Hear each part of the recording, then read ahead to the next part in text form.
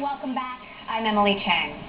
Dell CEO Michael Dell has pledged to increase spending on research and development as his company works to transform from a PC company into what he calls an end-to-end IT solutions company.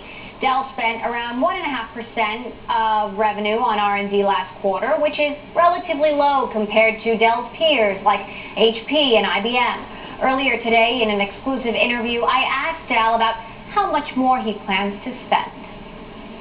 What we look at is not necessarily the absolute percentage, but how does the absolute dollars relate to the amount of profit we have, and more importantly, profit and cash flow growth. And I think if you look at that, you'll find that Dell is among the most efficient, if not the most efficient in the world, in translating R&D dollars spent into profit and cash flow. And so we're growing our R&D expenditure pretty rapidly, particularly as we invest in these new areas, but we're also growing our earnings and cash flow, which is really important as well.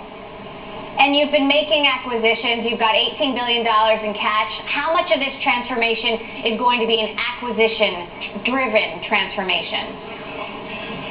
It's both organic and inorganic. In the last 3 years, we've done about 18 acquisitions, and you'll see us continue to be active both organically and inorganically, and adding intellectual property and adding new businesses into the Dell portfolio to allow us to provide a broader range of technology.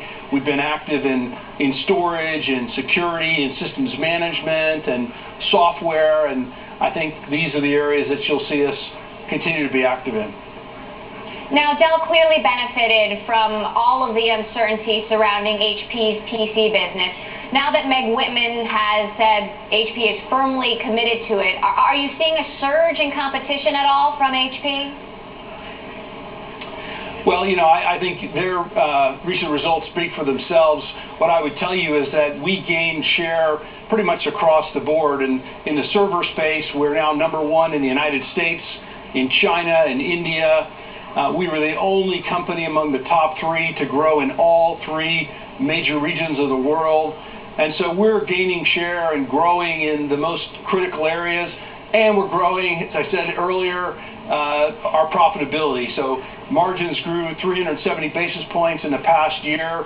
Dell's healthy and strong, record revenues, record earnings per share for this past year, and our job is to do it again this year. Now, as I'm sure you know, Apple's new iPad is out today. Dell did have a tablet, the Streak, that didn't work out so well. When you look at the tablet market, where do you see room for Dell to carve a niche there? What I see with all of these mobile devices, whether it's smartphones or tablets or what have you, is there's a real tremendous growth in the amount of data that exists in the world. It's roughly doubling every 18 months, and that's causing a huge opportunity in terms of analytics and big data, and how do you take advantage of that information and make better decisions. So we're building those capabilities, those data centers of the future that help take in all this information and also feed all of those small mobile devices that are growing.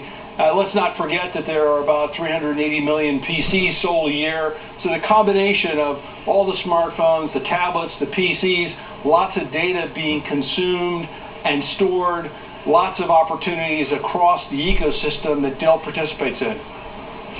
Now, Windows 8 is out later this year. You've said an early look at a Windows 8 Dell tablet is encouraging. What would it offer that would be compelling to customers and business customers? I think in particular for the business customer who has a very large installed base of Windows and the Windows ecosystem, having a secure Windows tablet that works with all the Windows applications, we're hearing a lot of demand for that, and we think that'll be quite attractive. So when might we see something like that from Dell? I mean, you talked about the opportunity for you guys on the back end, but what about the front end? Oh, we'll see that on the exact day that Windows 8 is introduced. And if your next question is when is that coming out, I would encourage you to ask Microsoft. But I can assure you we'll be there right on the very first day that Windows 8 is available. I'll have to give Steve Ballmer a call.